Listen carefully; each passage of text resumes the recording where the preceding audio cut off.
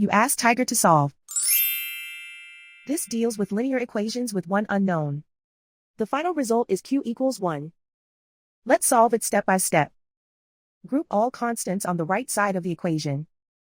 Subtract 3 from both sides.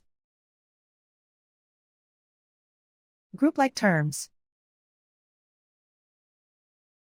Simplify the arithmetic.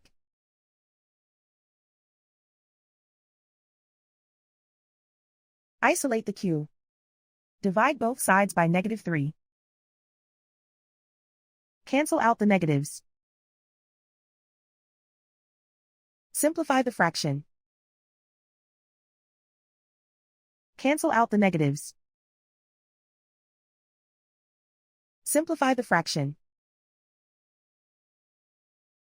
And so the final result is q equals 1.